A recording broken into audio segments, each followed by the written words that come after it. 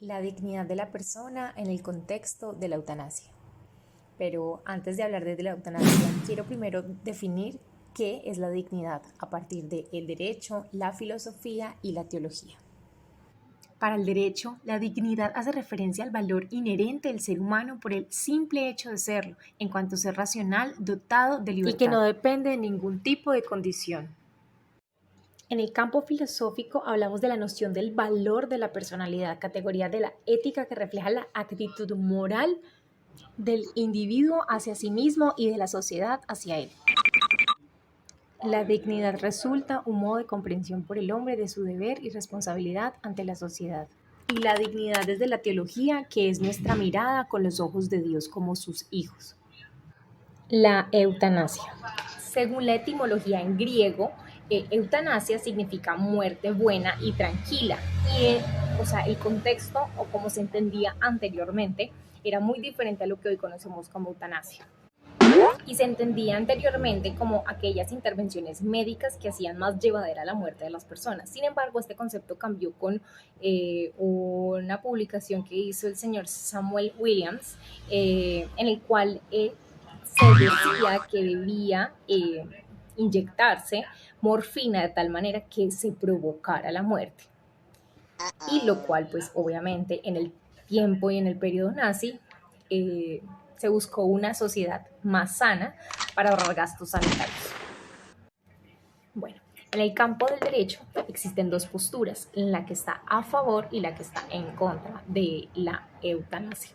La que está en contra de la eutanasia se basa en el hecho de que deben legislarse el tema de cómo ofrecer tratamientos paliativos, cómo minimizar el dolor y hacer una vida menos tortuosa para una persona que está pues enfrentando una enfermedad. Y que entonces resulta pues como absurdo que se quiera legislar sobre cómo suprimir a las personas. La segunda postura, que es la que está en favor, se apoya en la libre determinación de la persona humana, y quiero citar a un autor que es de apellido García y que dice que lo más importante es la calidad de vida, es decir, nuestra dignidad se basa en cómo vivimos. Frente a este aspecto quisiera hacer unas apreciaciones subjetivas, y primero que todo es como así que nuestra dignidad de humano, de ser humano, depende de nuestra condición. Entonces, si yo estoy en un trabajo no digno, dejo de ser digna. Entonces, si tengo una enfermedad, dejo de ser digna. No, o sea, de hecho la dignidad viene en sí misma del ser humano si estamos hablando en el campo del derecho. También se dice que nuestra sociedad se fundamenta en el respeto a la dignidad humana, pero que hay condiciones que no permiten que haya dignidad humana. Entonces, vuelvo a lo mismo. Estamos ensimismados creyendo que entonces las condiciones hacen que nosotros seamos dignos o no. Frente a esto quiero como que resaltar que siempre hay como posturas extrañas, y yo creo que lo que estamos haciendo en esta sociedad es buscando evitar el dolor y buscar el placer, que eso es lo que llamamos hedonismo, y es lo que claramente se nota en esta cultura y en esta sociedad que estamos viviendo. Quiero leerles un fragmento de algo que dice este autor que ya les mencioné, y dice que vivir de una manera limitada físicamente y estar propenso al sufrimiento de ninguna manera puede ser visto como parte del desarrollo normal del ser humano. ¿What? Por lo cual recurren en medio de su sufrimiento a terminar con este, considerando que ello no puede concebirse como una forma digna, de vida digna. Entonces nosotros en nuestra legislación colombiana sabemos que matar está mal, ayudar a que otra persona se suicide también está mal, esto está castigado penalmente. Y además nuestra constitución política habla del derecho a la vida y la prohibición de tratos crueles, inhumanos y degradantes.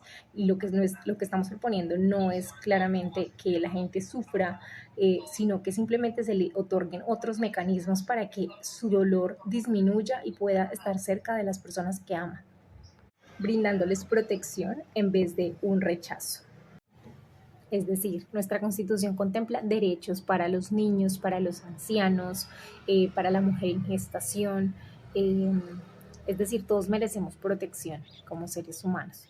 y no tirarnos al borde del abismo, como ahorita les puse la imagen anterior, por ser una carga, por no aportar económicamente y no usar, no ser productivos. O sea, entonces, ¿qué estamos haciendo?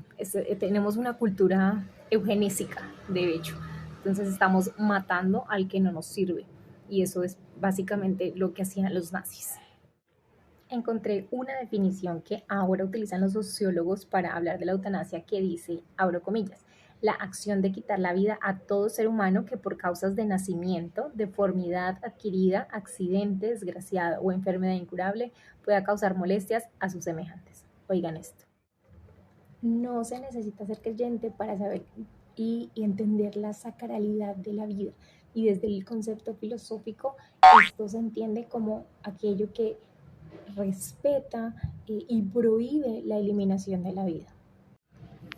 Según nuestra Santa Iglesia Católica, las personas enfermas o disminuidas deben ser atendidas para que lleven una vida en total normalidad o por lo menos cuanto sea posible. Entonces la eutanasia directa consiste en poner fin a la vida de las personas disminuidas, enfermas o moribundas, lo cual es moralmente inaceptable, pues es un acto homicida, es decir, es acabar con la vida de una persona. Entonces nuestra iglesia propone analgésicos para aliviar el sufrimiento del moribundo y cuidados paliativos. Santo Tomás decía que esto era una usurpación al poder de Dios porque él era el dueño de la vida y de la muerte. Y lo cito, la primera objeción que se formula contra la eutanasia es que implica el rebajamiento de nuestros ideales morales y la merma del respeto que tenemos por la vida humana. Es además una violación de derechos tan intangibles como el del perfeccionamiento individual, uno de cuyos más importantes factores es el sufrimiento, soportándolo con resignación el que es víctima de él y ayudándolo a soportar a los demás cuando son ellos las víctimas. Como cristianos estamos llamados a aceptar la cruz, a vivirla con amor, pues es Cristo quien nos ayuda a llevarla. Sin embargo, la propuesta en este video es otra, es hablar de hay que darle la posibilidad a la persona de tener una vejez digna, una enfermedad digna, ¿sí? O sea, que los tratamientos permitan que la persona al finalizar su vida se dé cuenta de que no solamente era útil cuando trabajaba, cuando no estaba enferma, sino que siempre ha sido parte de nuestras vidas y es importante y es digno por el hecho de ser humano y por ser hijo de Dios. Así que a la persona enferma hay que amarla, hay que cuidarla, hay que respetarla, porque todos vamos a envejecer, o bueno, si llegamos hasta allá.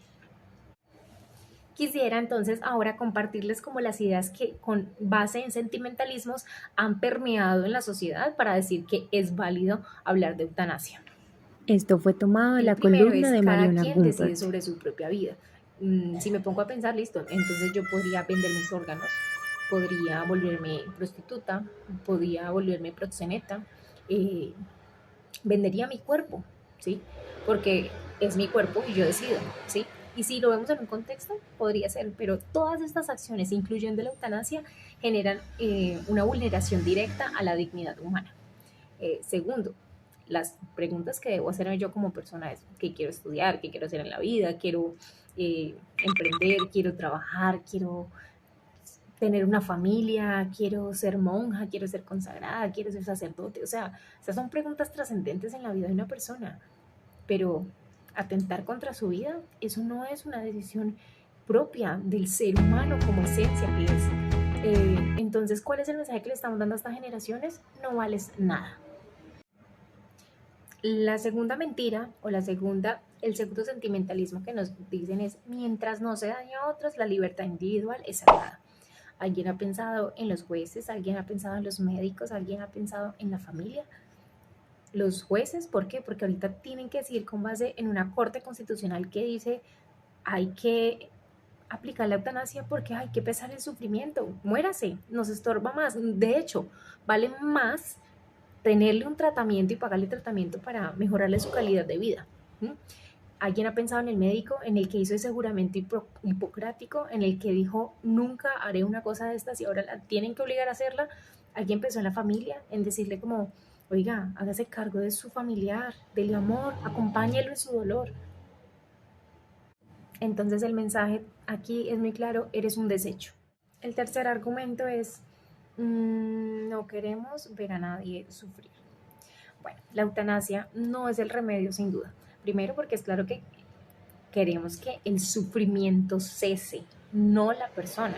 Por eso el argumento de la iglesia que dice que ofrezcamos tratamientos paliativos para reducir el dolor, para que la persona pueda vivir de la manera más normal posible, pues es algo mucho más humano que querer que se muera. Eh, y sobre todo el mensaje a sus seres queridos para que lo acompañen en ese momento. O sea, yo creo que ese es el llamado más grande. Ey, o sea, ¿desde cuándo nos estamos viendo como cosas? O sea, se me dañó el celular, entonces lo boto, ¿sí? Entonces se me dañó algo y entonces lo desecho. Eso mismo estamos haciendo con las personas enfermas, con las personas, o sea, ¿no les parece algo como muy parecido a los nazis? Desechémoslos a todos porque no nos sirve. Entonces es muy claro, me estorba, me incomoda tu enfermedad, me incomoda tu sufrimiento, entonces es mejor que te mueras. Y la cuarta mentira, que fue algo que mencioné al principio, es hay formas de vida que no son dignas. Frente a esto recalco, reitero que toda persona es digna independientemente de sus circunstancias. Es decir, los humanos, los seres Sí, humanos poseemos toda una persona es dignidad digna. intrínseca, ¿sí? Viene innata en nosotros. Entonces, esa condición, por más circunstancias graves, difíciles, complicadas que haya, no hay lugar a perder esa dignidad. Entonces, ¿cuántos países en estos momentos permiten la eutanasia por problemas psicológicos? ¿Cuántos permiten la eutanasia por una enfermedad? En un mundo utilitarista, una persona que no es productiva no sirve. Es decir, al bebé, al anciano, matémoslo porque no nos sirve. Entonces, es inhumano tener una condición física y mental, es inhumano o no digno tener problemas económicos, es no digno tener un problema de depresión, ansiedad. O sea, cómo hemos permeado las palabras y las utilizado para beneficio de nuestros argumentos, del argumento que le favorece más al Estado, porque al Estado le favorecería más pagar una eutanasia que pagar un tratamiento médico. ¿Mm? Eh, ¿Hemos pensado alguna vez que vamos a envejecer? O sea, queremos que el enfermero nos diga, oiga, usted se ve como enfermo, ¿quiere morirse primero? O sea, ¿qué clase de humanidad nos hemos vuelto? Que estamos despreciando a los más indefensos, a los que no se pueden defender. Y nosotros tenemos un llamado mucho más grande que este. Estamos llamados a defender a los chiquitos que están siendo abortados en el vientre de sus madres. Estamos llamados a defender al anciano, a la persona que necesita protección de verdad, no una manifestación de me estorba tu enfermedad, me estorba tu vejez, no. Estamos llamados a amarlos, a respetarlos, a cuidarlos, ¿sí?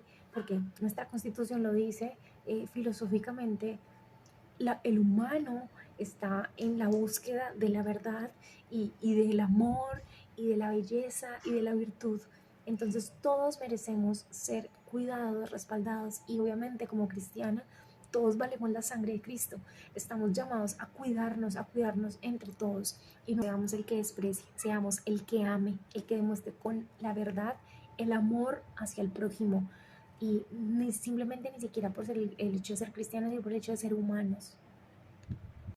Quiero finalizar con una anécdota que alguna vez escuché y era que un niño fue a llevarle un regalo a su padre y el padre se sorprendió porque no le costó para nada el regalo, era un pedazo de una cobija rota y el papá le dijo, hijo, ¿por qué me compraste esto? ¿Por qué me diste esto?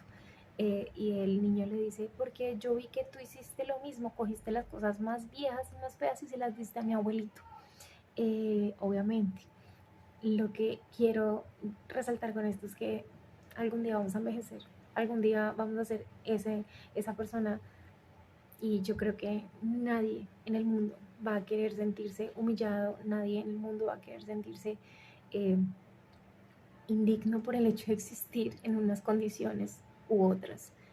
No sabemos cómo va a ser nuestra vejez, incluso ni siquiera sabemos si vamos a llegar, pero que esta situación nos mueva a buscar el bien del otro, a buscar el bien de los demás y sobre todo a formar jóvenes, adultos, formar a las familias en el cuidado y el amor hacia el otro. No generemos más vacíos en esta sociedad que tantas heridas tiene en este momento. Que busquemos la manera de proteger al débil, al que no se puede defender, como ya lo dije, en vez de preferir desaparecerlo. Que no nos volvamos unos nazis o que no regresemos a la época de la esclavitud. Simplemente que seamos hijos dignos de Dios, que aman y continúan con la enseñanza de Jesucristo. Yo sé que es un trabajo filosófico, pero obviamente no podía dejar atrás mi lado cristiano, así que muchas gracias